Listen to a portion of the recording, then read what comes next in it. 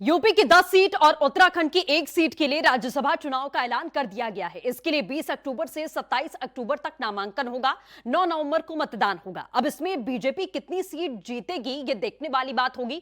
कहा यह भी जा रहा है कि 11 सीटों में 10 सीटों पर बीजेपी का कब्जा हो सकता है। वहीं सपा को भी 1 सीट मिलना तय माना जा रहा है। लेकिन क्या वो फिर से रामगोपाल यादव को राज्यसभा भेजेंगे या फिर किसी और पर भरोसा जताएगी? रही बात बीएसपी और कांग्रेस की, तो संभावना ना के बराबर है।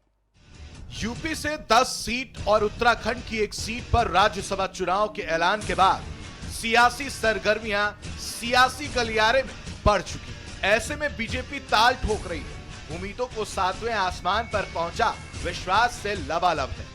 बीजेपी से राष्ट्रीय महासचिव अरुण सिंह, केंद्रीय मंत्री हरदीप सिंह पुरी और पूर्व पीएम चंद्रशेखर के बेटे नीरज शेखर का कार्यकाल भी खत्म हो रहा है। ऐसे में अगर बीजेपी दोबारा से इनको अपना उम्मीदवार बनाती है तो आसानी से ये चुनाव जीत लेंगे। सपा से 4 सांसदों का कार्यकाल खत्म हो रहा है, जिनमें सपा के राष्ट्रीय महासचिव प्रोफेसर रामगोपाल यादव, डॉक्टर चंद्रपाल, जावेद अली और रवि प्रकाश वर्मा है। सपा इन चुनाव में केवल 1 सीट ही जीत पाएगी। ऐसे में प्रोफेसर रामगोपाल यादव दोबारा से सपा के राज्यसभा के लिए उम्मीदवार हो सकते हैं।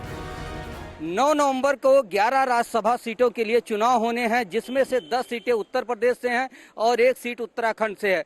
समाजवादी पार्टी के 4 राज्यसभा सांसदों की सीटें खाली हो रही हैं।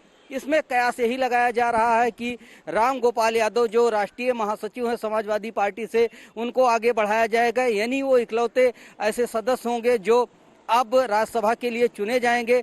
बाकी 3 सीटें समाजवादी पार्टी को गंवानी पड़ेगी।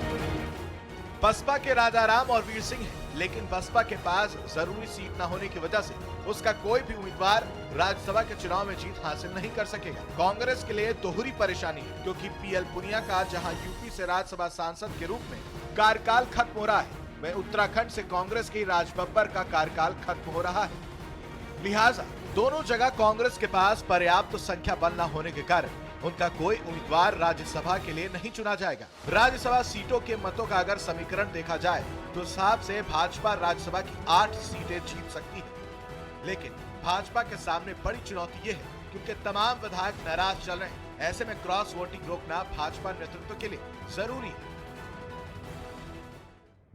निर्वाचन आयोग ने उत्तर प्रदेश की 10 राज्यसभा सीटों के लिए आज चुनाव की आज घोषणा की है, जिसका नोटिफिकेशन 20 अक्टूबर को जारी होगा और वोट 9 नवंबर को उसके लिए होगा।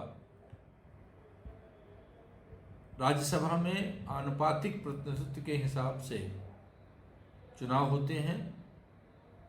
जिस दल के जितने मत संख्या होती है उसी अनुपात में उसके राज्यसभा सदस्य चुने जाते हैं।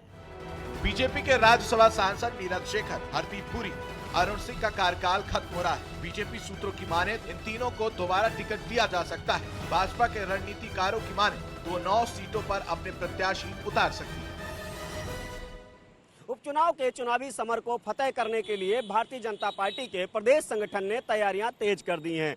प्रदेश संगठन की तरफ से अब नामांकन सभाओं की शुरुआत होगी। 16 अक्टूबर से नामांकन सभाएं आयोजित की जाएंगी, जिन सीटों पर उपचुनाव होने हैं।